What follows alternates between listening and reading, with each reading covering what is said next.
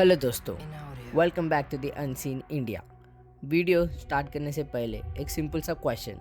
अगर मैंने आपसे कहूँ कि एक गवर्नमेंट फाइल ऐसी है जो 100 इयर्स के लिए सील कर दिया गया है, ना पब्लिक के लिए, ना मीडिया के लिए, ना फ्यूचर गवर्नमेंट्स के लिए भी इजीली अवेलेबल नहीं है, तो आप क्या सोचेंगे?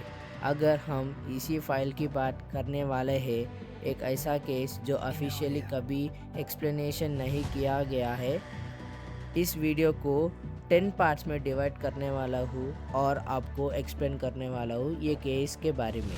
पार्ट 1, फाइल सील करने के मतलब क्या होता है। नॉर्मली गवर्नमेंट फाइल सील होता है 10 years, 20 years, maximum 30 to 40 years. Reason common होता है सिक्योरिटी, ऑनगोइंग इन्वेस्टिगेशन या किसी पर्सन की प्राइवेसी।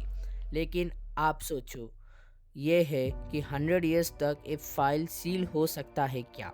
इसका मतलब होता है एक ही चीज़, जब तक फाइल ओपन होगी तब तक जो लोग सच जानते थे वो जिंदा नहीं रहेंगे।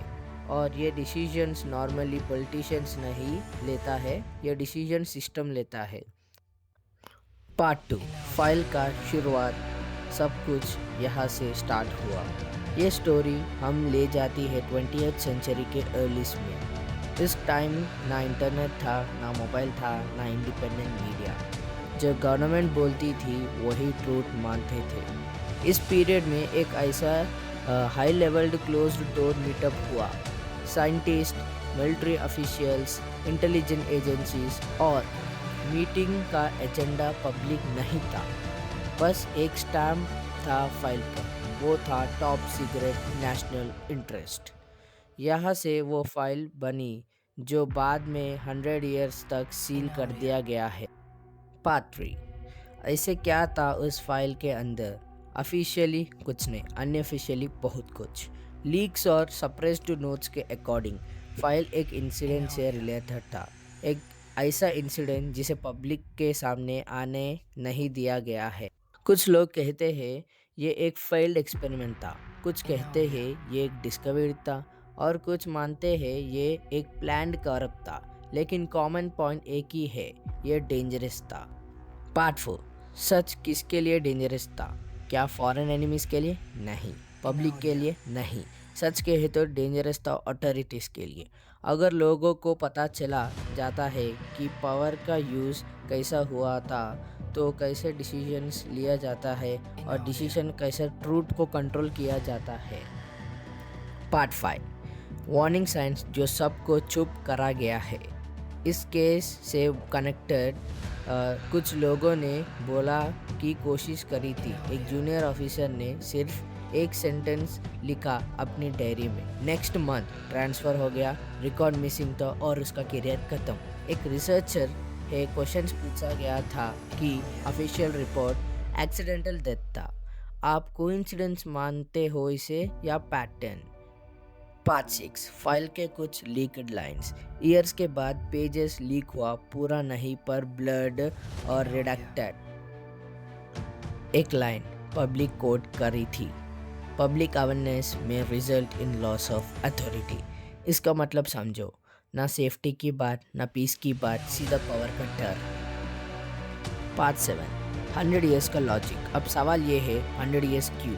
क्योंकि विटनेस मर जाता है, इमोशन ख़त्म हो जाता है, प्रूफ वीक हो जाता है। जब फाइल ओपन होती है तब सिर्फ हिस्ट्री बन जाती है, रिएक्शन आती है, सिर्फ एक लाइन लिखा जाती है, इंटरेस्टिंग केस।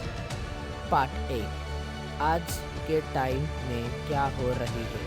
आज वो 100 इयर्स धीरे धीरे होने का करीब है और इसे वहाँ से पार्शियल डॉक्यूमेंट सामने आ रही है, ओल्ड फोटोग्राफ्स सर्कुलेट हो रही है, स्ट्रेंज डायग्राम्स मिल रही है। गवर्नमेंट ऑफिशियली कुछ डिनाई नहीं करता है, बस कमेंट नहीं करता है। साइलेंस भी एक आंसर होता है।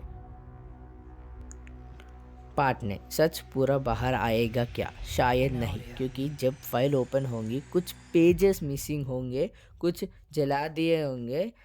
सच हमेशा पूरा नहीं आता है, पर जितना आता है उतना ही काफ़ी होता है लोगों को जानने के लिए। Part 10 and the audience direct बात। दोस्तों, हर सील्ड फाइल का मतलब होता है किसी ने डिसाइड किया कि आप ट्रूथ के लिए लायक नहीं हो। और जब भी आपसे कहा जाता है नेशनल सिक्योरिटी क्लासिफाइड या तो ट्रस्ट द सिस्टम, तो एक बार सोचना, क्या ये प्रोटेक्शन हमारे लिए ना तो किसी पावर के लिए।